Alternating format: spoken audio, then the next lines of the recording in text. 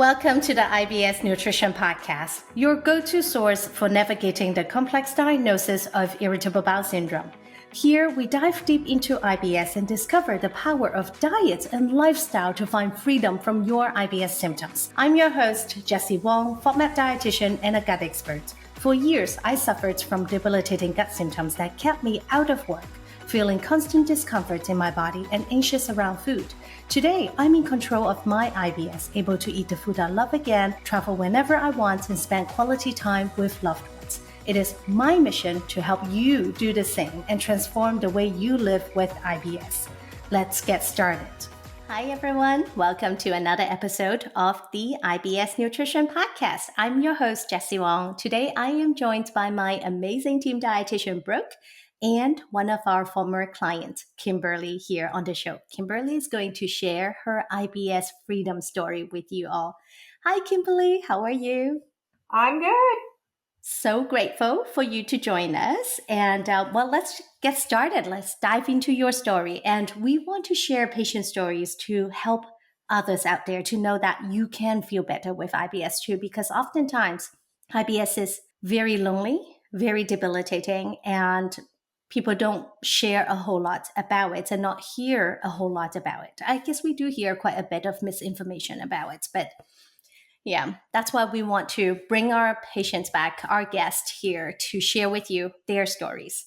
Okay, Kimberly, a little self-introduction. Who are you and what do you do if you don't mind? Share as much as you want or as little as you wish. I'm 51 years old. I live in southern Indiana. I have two adult children. My husband and I have both been self-employed most of our lives, but about 5 years ago, I started my most favorite job I've ever had. I'm a senior move manager and professional organizer. So every day I'm with clients in their homes, working with them, either helping them to get organized or packing them up and moving them to either a nursing home or assisted living facility and making sure that they are unpacked and set up properly. Oh, that's amazing. That's a meaningful job. Yeah, I love it. Love it. Yeah. Oh, awesome. Okay, well, tell us more about maybe when your IBS got started. What were you dealing with? I am going to say it started probably close to 10 years ago, or maybe a little bit longer, but I'm just trying to think back. And it probably started a little bit before that. The first diet kind of thing I had was when I was nursing my second child and went to the doctor because her diapers were looking funny. And that's when she had me eliminate some things from my diet, both for my sake and hers, and said it was only temporary. I didn't have to do it forever, but just to lay off some certain things. But that had kind of stayed with me. And then when I was 42, I had my first colonoscopy because I was absolutely convinced, self-diagnosed, that I had a major gastrointestinal issue. So, I'd say pretty young, kind of early, I feel like. Yeah. Oh, I love that you share that because it is something we hear all the time. People have so much anxiety over their health because the symptoms of IBS, again, right, is very debilitating, very painful. What symptoms were you dealing with the majority of the time? Constant urgency to use the restroom, a feeling of deep internal inflammation. It's so hard to describe, but with that, like abdominal pain, yes, when I would poke around on my belly, it was tender but not painful. It was like a deep stinging, burning and itching, almost like there was heat in there. Mm-hmm. I would pass mucus quite a bit. I looked like, on the outside, I looked like you could pop me with a pin. I look at certain pictures and I can just see how inflamed I was. I was constantly feeling like I was craving something or looking for something or needed or wanted something to eat, but I couldn't figure out what that was. And I just had to go to the bathroom all the time. Well, I thought I did. Sometimes I actually did. Sometimes I didn't. It was almost like the symptoms of a UTI, and it was both urination and bowel movement, where I thought, oh, I have to go pee pee, but I didn't, but I felt like I did. And I even asked my GP, is that because everything's so inflamed, it's pushing on my bladder? I mean, that's what I thought in my mind. That's what it felt like. Yeah. And oh, I'm so sorry to hear that. And what have you tried before coming to us? I think you started mentioning about some of the dietary changes, which you did. It sounds like a long time ago, and that stuck with you. Right. So, I mean, I'm the daughter of a physician, and he's a retired general and gynecological surgeon. So, you know, one thing I've learned over the course of my adulthood was surgeons, like, when I had my first baby and she had her first ear infection, he looked in her ear and said, "Oh, that's an ear infection." And then he got his PDF and asked me how much she weighed and started doing math. And I said, "Forget it. I'm going to my doctor or her pediatrician." But he said, I haven't written a script for a baby since med school. But in my mind, I was thinking, I'm pro doctor. I like doctors. And so I went straight to a gastroenterologist. And he was great. And he listened to me and talked to me about my symptoms and things, and did the colonoscopy for me. But what was so confusing was I got a perfectly clean bill of health. I had a completely healthy colon, and he ruled out many, many of my big questions and fears. So then that kind of just left me back to square one, trying to figure out, well, then why, this just can't be right. How can this be Hmm. happening? Kind of thing. So then I, started just not much, but trying to talk to girlfriends and things about it. People Yeah. I was comfortable with talking about it. It's so I hard want to to talk about. I want to pause you for a second because Yeah, your experience is very legitimate. Like a lot yeah, of people have the experience, and sometimes they feel like they're written off by their physicians. I would just want to say that you're not being written off. Like to everybody else listening, it's a very good thing to have a healthy colon because it can be so much worse if something does come back positive. yeah. So don't feel discouraged. And your first step is absolutely correct, is going to a specialist, going to somebody who actually understands the GI tract instead of going to a general physician that may have some knowledge but doesn't have enough knowledge to know what tests to do and Mhm. or maybe just how to move forward. So getting all of those out of the way, right, as your first step is perfect. And you have that Yeah, knowledge coming from a medical family. I Yeah. saw over the course of Oh, I saw yeah. three different gastrointestinal physicians, and my GP I talked to about it. Yeah. Um, and they all three, yeah, I mean, were very good and very kind and listened. But I think, again, it's kind of like, I mean, I should have thought of this analogy before we started talking about it, but it's like I made it too hard. Like I said, going straight to the top. I mean, I should have started a little bit more simpler and basic with just my diet. Just what am I eating and doing every day, Um, because I was just so convinced there was so much more wrong with me. This could not be typical. That just could not be something that, and Yeah. I had never, ever, ever heard of FODMAP. I actually stumbled on FODMAP, desperate in the middle of the night, can't sleep, online, and I found the FODMAP acronym on Pinterest. And it had a list of all the symptoms, and I was like, yes, yes, yes. I mean, I couldn't believe it. There may have been two symptoms I didn't have. Um, so, and it's interesting because I've asked the last gastro I saw, I said, "Are you familiar with the FODMAP diet?" And he said no. Yeah. So, I hear you on that. Well, but I do have to say for anybody else listening, don't try to do elimination diets on your own because it can be very hard. And sometimes we do see it leads to eating disorders. So going to the physician, right? Making sure everything checks out okay, right? So there's nothing really wrong with your bowels because it could be overlapping conditions like celiac disease or inflammatory bowel disease, which I'm sure you were thinking of when it comes to IBS diarrhea. yes. Yeah. Yeah. So it's, I think getting everything checked out is good. And then when everything is good, then we think about working on diet and lifestyle. It's never just food, right? It's so much more than just food. Right. And yeah. Okay. Tell us more. So you went to three gastroenterologists. Yeah. The first time, the gastroenterologist, the first one I went to, who, like I said, took his time and it was very helpful. He said, I think you you just have IBS. And I said, that's ridiculous. IBS is totally made up. That cannot be a real thing. I mean, even its name, irritable bowel syndrome, sounds like, just a whiner, complainer. And like I said, I've always been, you're fine, get up, shake it off. And sadly, I do the same to my own kids, or did. But yeah, I just thought IBS is not real. It's just for crybabies. But it is real, right? Oh, Now it's you know. real. It is real. Yeah. And it's Unfortunately, treatable by diet and lifestyle. yes, but it is definitely real. Yes. And then I found the FODMAP, like I said, on Pinterest. So I did do that. I did try to do the elimination diet all on my own. And that did not go well, of course. And of course, it's very challenging. I mean, it's a huge challenge. And then you just get a day where you're just busy and tired and overwhelmed, and you just toss it and you just eat something, and yeah, it was really hard. Also in my job, it's very seasonal, and it's very, right now is our busiest season. And so I had to sort of give myself the grace to wait till I had time to really focus on myself, which is hard for anyone, period, that in itself.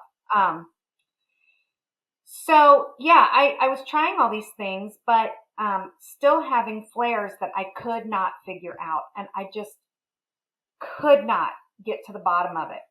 And that's when I just, the frustration was just overwhelming. And then I went back to, of course, well, it has to be something else. There has to be something physically wrong. And there wasn't, I could, blood tests are always perfect. I mean, everything comes back great. It just, that random flare, I couldn't put my thumb on it. I couldn't figure out what it was. Right. And how did you find us, may I ask? I think because I am so close to Bloomington, and I work in Bloomington a lot, I was looking for a dietitian, or I don't even think it was a dietitian I was looking for. I was looking for a FODMAP person, someone associated with the FODMAP acronym near me. And it came up that you were in Bloomington. And this is post-COVID. So when I found out you had left Bloomington, but we could do all this like we are now online, I thought, oh yeah. I mean, I just had to kind of wake up and be like, it really doesn't matter where the person is. I can still, get the counseling that I need. That's what I was looking for, is the counseling. Trying to just talk to someone to help me figure out what I was missing. And for me, it was very important that it was a woman. And that's just a me thing. The 3 gastro guys and my GP are all men, and they're all very good doctors, and I like them. But there is something to be said for, especially the stage of life I'm in, going into this perimenopause, which is a whole new, fresh, new hell. Yeah. I mean, all of those weird things. I mean, like, I keep itching my head and my ears are itchy, and I had no idea. That's a new thing I'm learning. That's a perimenopause symptom. Who would have thought that? But it's the same with FODMAP, right? And I thought, I really do want to talk to a woman, because when there is abdominal cramping and when there are all these things that only kind of we know about, even your bowel movements change, in your cycle. So that was another big, huge plus, is that when I saw your picture and whatever I found in Bloomington, I stumbled on you and I was in. And then I watched, you offered a free something, and I watched it and I booked it that night. Yeah, so we offer a free IBS relief masterclass. It's really learning more about IBS, right? Because I think there's a lot of misconception out there about IBS. So we have this free training. Toward the end of the free training, we talk about our program as well. But for anybody listening, it is ibsdietitian.com/masterclass if you want to watch it. It's extremely helpful. It's not just for patients. It's not just for people who want to work with us. It's for anybody to learn more about IBS and understanding there are different types of IBS. And more importantly, IBS symptoms don't show up randomly. It's understanding you need to find your unique trigger so that you can prevent symptoms from coming back. Right. Well, we haven't got to the now yet with Kimberly. So let's give our listeners some hope, right? So how are you doing now? And then we can go back to talk about what we did together. So much better. I feel so much better. I'm finally, so beforehand, I was, like I said, I was always looking for things and constantly wanting to eat something and trying to find a way to soothe my symptoms. I don't have any of that anymore. I'm getting back to my normal adult weight that I mean, I feel like my typical weight that I should be. I mean, my weight has fluctuated, I feel like, so much over the past, I don't know, couple of years. Not, I mean, most of my adult weight has been the same. Since I've had children, it pretty typically stayed right there in that window, but then it started fluctuating again, my age, the menopausal thing, all kinds of things. But I'm finally getting that more stabilized. I was taking the wrong kind of magnesium, for example, and Brooke was like, yeah, the glycinate's great, but we really think you should take the citrate. Well, I didn't even know there were different kinds of magnesium. There's like 4 or 5, right? I didn't even know that. Yeah, there's a lot. Mm-hmm. I was so confused about taking a magnesium because I had alternate diarrhea and constipation. And I thought, well, that's not going to be good. But no, I'm finally on a regular diet. Everything's leveled out. My weight is where it should be. I have one bowel movement every morning and it's typical. I know. I mean, it's like, I was so envious of people that could do that. And now you're one of them. Yeah. Yeah. I'm like, well, look at this. Now, I'm still, just coming out of a holiday weekend, which was a very atypical holiday here because it was gross and nasty and, not much going on. But I still will get into some trouble if I'm not careful and overdo it with holiday, but otherwise, I mean, I just couldn't be happier. I feel like a normal person finally.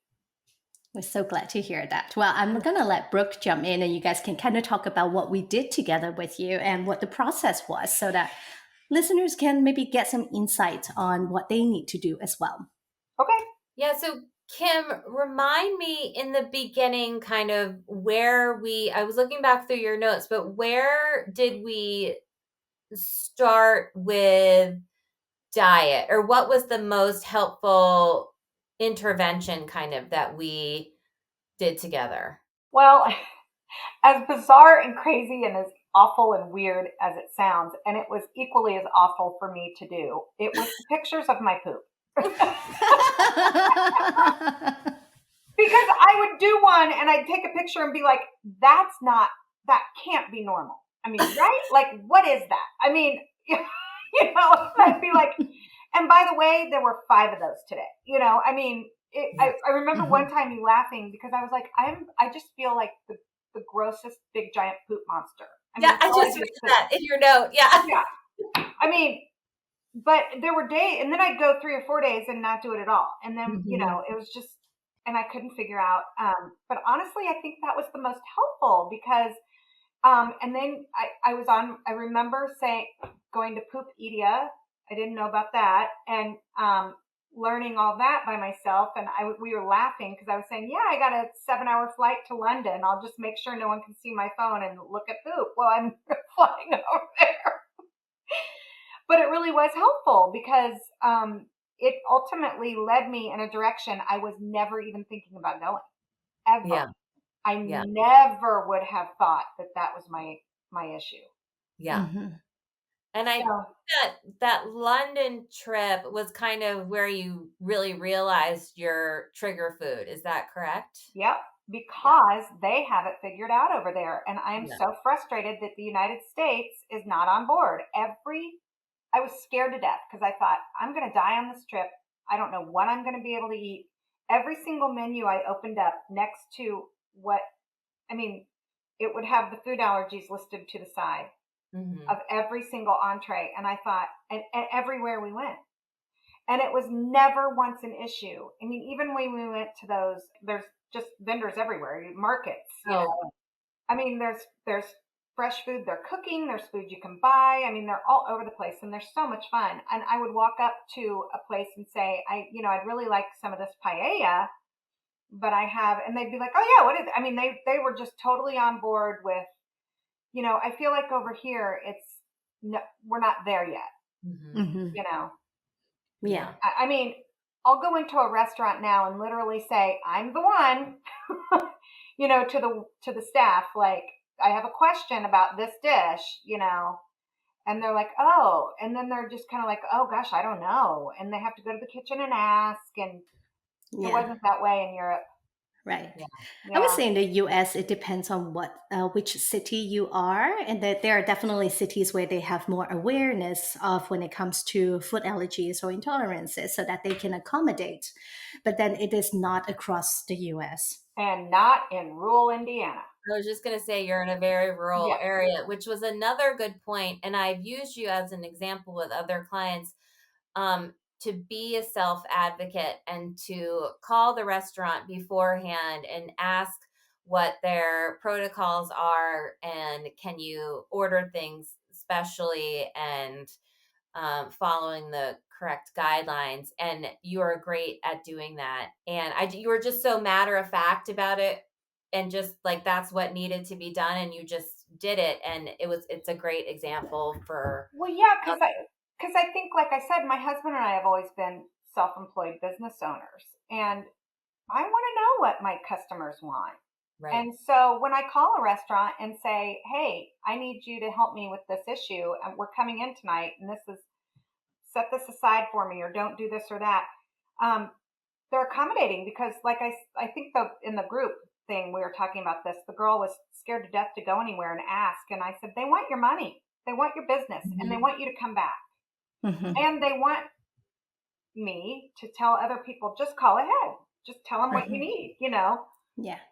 That's great. It's great advice, and really advocating for yourself, because you're not doing it to be annoying or anything. You're doing it to protect your own health. And if a restaurant does not respect that, then it's probably not somewhere you want to go back to. Now, Kimberly, I want to ask you, how long did it take for us to figure out your trigger? And Not what was long. the process? Not long at all. I think about 2 weeks, honestly. It took me about a week to absorb it and get on board, because I was devastated by the news. I just thought, no, no, no, no, no. And it took about 4 weeks for me to feel like I got it all out of my system. And once that happened, I thought, I am never going back. I mean, I think there is a lot of mental with this. Once you figure out, you're given the suggestion, let's try to eliminate this. And it's like, no, no, no, no, no, no, no. It's going to be so hard. I don't want to do it. I don't want to make that adjustment. And then once you surrender and do it and realize that you feel so much better, then it's not a problem. Then you're like, this is great. I will do this. I mean, yeah, it's so worth it. Right. And for your case, you specifically actually have a food trigger, and that once you remove the food, you feel so much better and you're not going back. And I think a lot of listeners here might be thinking, like, I'm just going to deal with the pain, deal with the urgency, or deal with, what would you tell everybody listening? Absolutely not. I mean, why would you deny yourself the ability to feel good, to feel great? I mean, I have one main huge trigger that I will not touch, but then I have 2 or 3 other smaller ones that I will accept. For example, if someone else made something and brought it to my house and it's got a little bit of that in it, I'll maybe have a small serving. But otherwise, absolutely not. I will not touch. And the 2 to 3 smaller triggers, are you referring to the FODMAPs?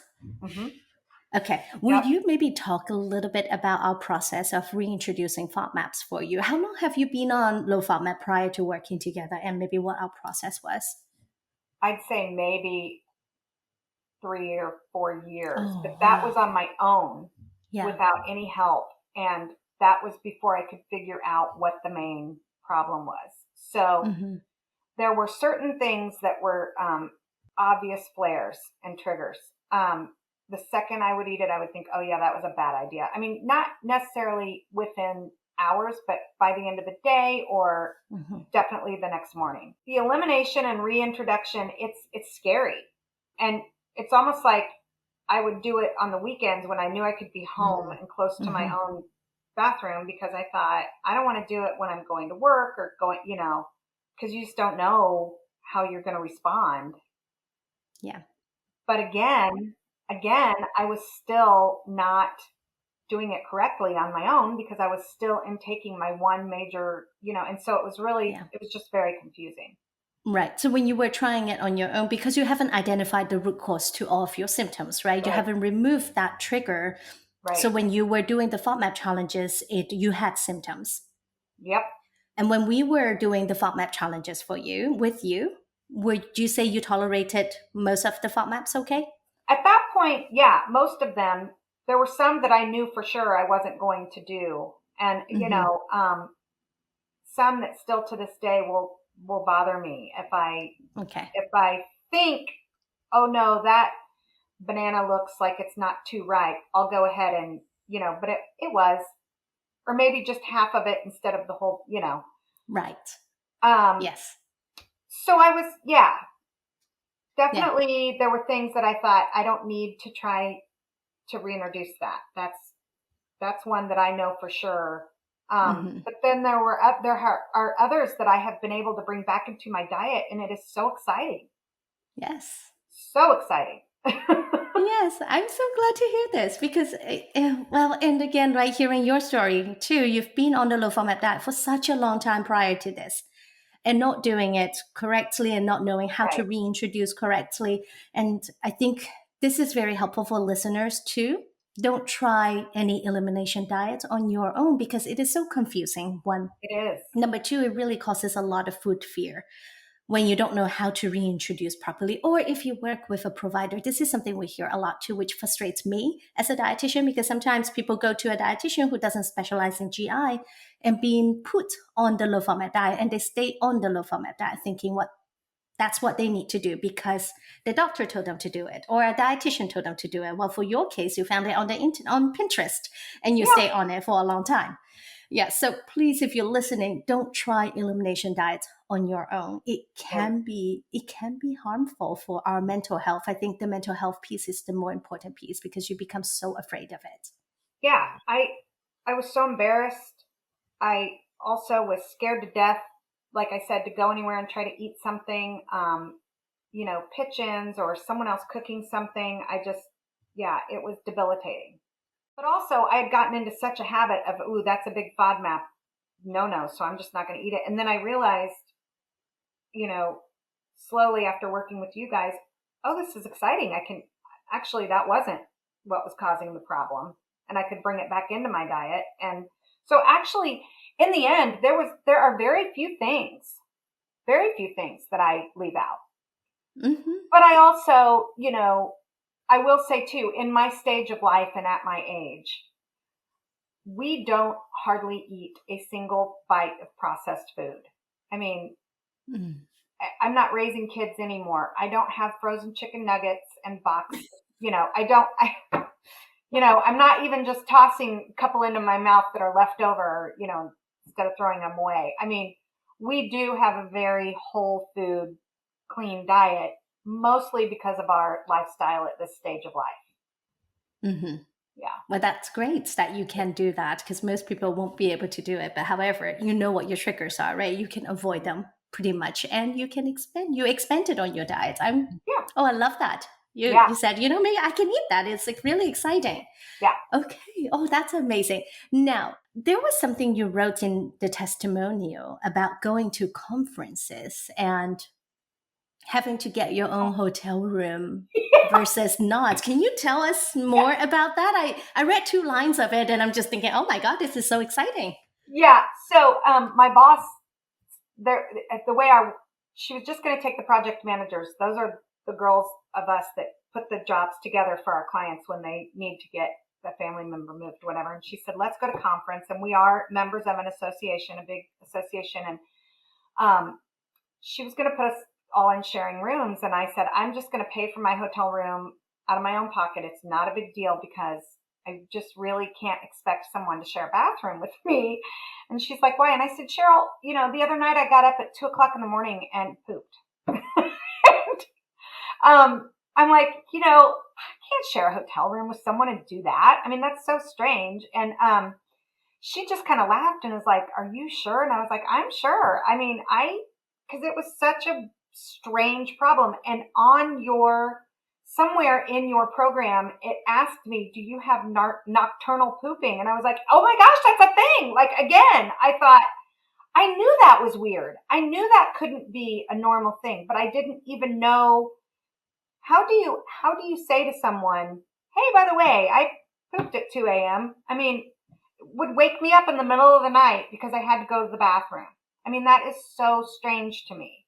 So yeah, I mean, thank goodness, she's a woman, and she laughed and was like, I mean, totally up to you, but, and I did. And it was, I was the one down the hall in my own room. And I mean, even the other girls would be like, we were constantly texting, hey, we're going down for dinner or whatever. Do you want to meet in the lobby? And I'd be like, no, I'm ready. I'm right here. And they'd be like, you okay? I'd be like, I'm fine. Just, But yeah, it affects your whole entire life.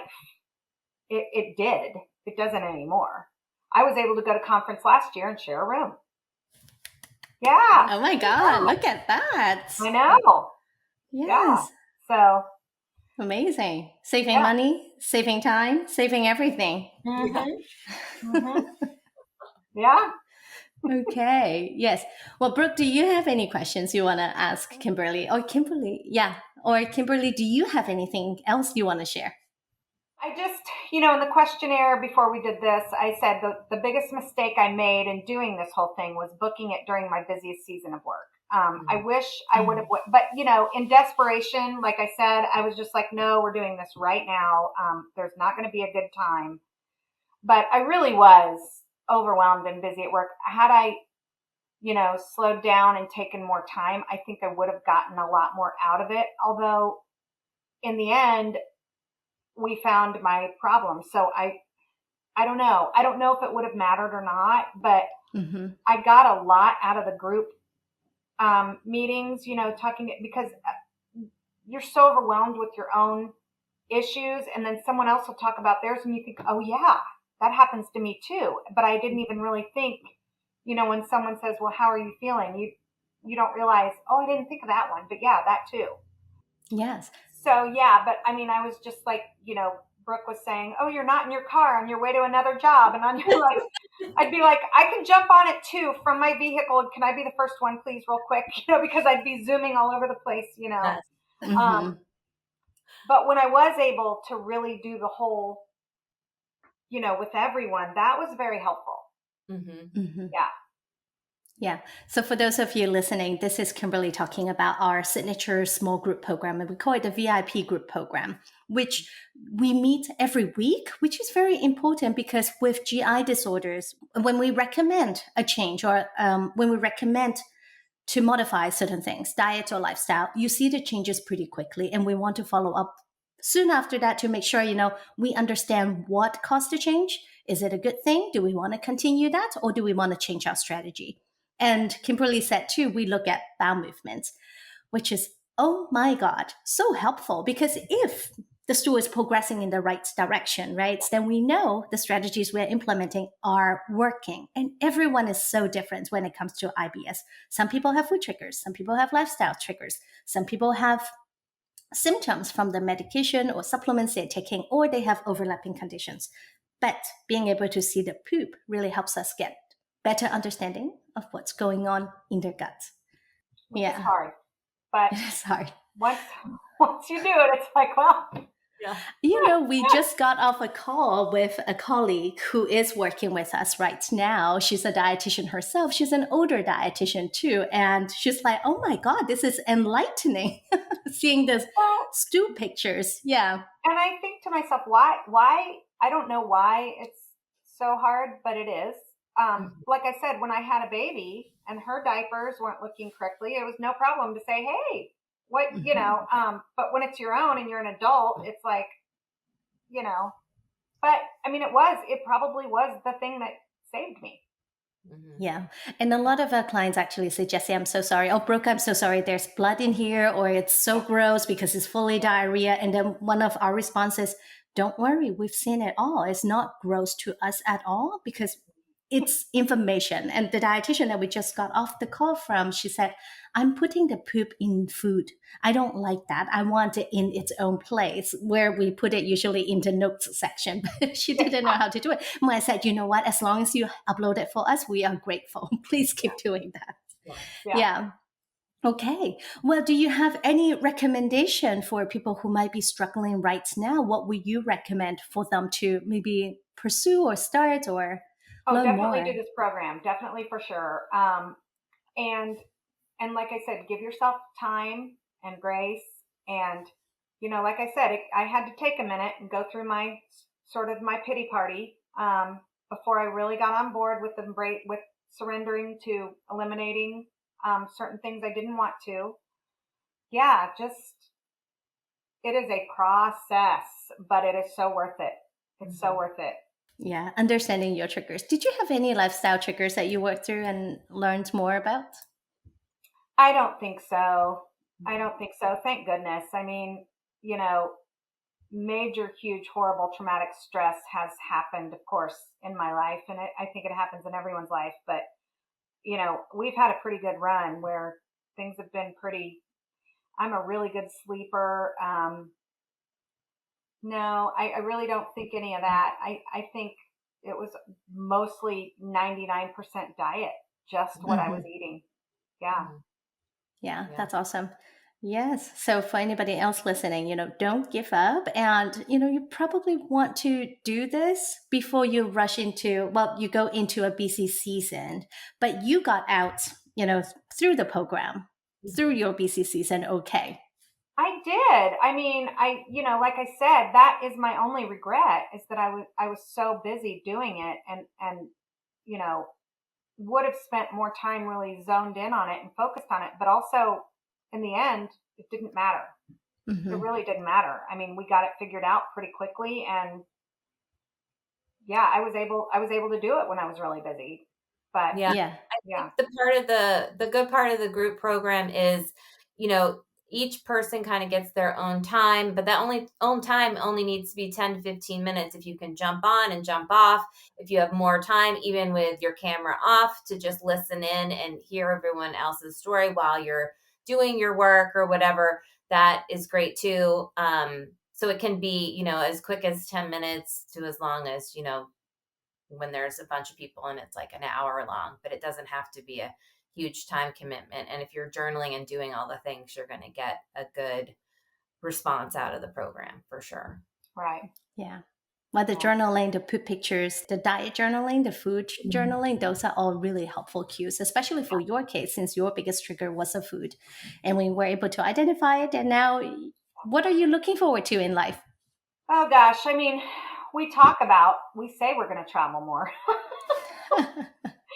But yeah, I mean, if I can talk my husband into taking a minute off work, I don't know, just cooking again. I love to cook. I don't even really know what sushi is. I've never really had sushi, but it's this, again, Southern Indiana here. People are having sushi parties now, and I think, okay, well, let's learn about that. I mean, I can do that now.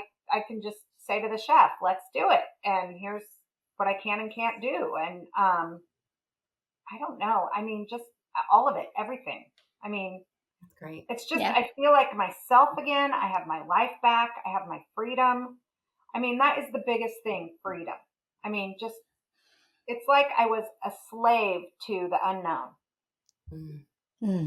Yeah.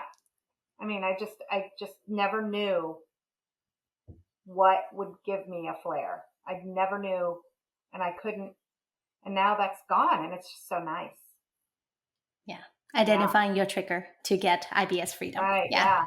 Yay. Yeah. Yes. And we try not to, for those of you listening, we try not to say what the trigger is because everybody have different triggers, and it's really important to identify your own instead of eliminating everything. And that's actually something Kimberly did in the past, is cutting out a lot of food. And now you can eat all of those food back except that one trigger that really causes a lot of your symptoms. Right. Yes. Yep. So And then I don't know give which up. ones to just be careful with. Right. I can eat Yes. them. I just need to really be careful. And then, So, yeah. That's amazing. So Yeah. don't give up, warriors. If you're listening, know that, there is a path forward, but you need to identify what triggers your symptoms so you can remove it, so you can avoid symptoms, and also having tools to manage if symptoms do happen, which sometimes it still does. But once you know what it is, you can recover a lot faster. Right. Awesome. Thank you so much for joining us today. Yeah. Thank you. Good to see you guys again. Thank you for tuning into the IBS Nutrition Podcast. We hope today's episode has brought you closer to understanding and managing IBS. Remember, you are not alone on this journey, and finding freedom is possible. For more on IBS, make sure to follow us on your favorite podcast platforms, and please leave us a 5-star review. We would really appreciate that. You can access links mentioned in this episode in the show notes to learn more about your type of IBS and how to identify your own food or lifestyle triggers. Register for our free IBS Masterclass, 3 Steps to IBS Relief, for our proven holistic 3-steps approach to managing IBS once and for all. Head to ibsdietitian.com/masterclass to register. Until next time, take good care of your gut, and here's to your health and happiness.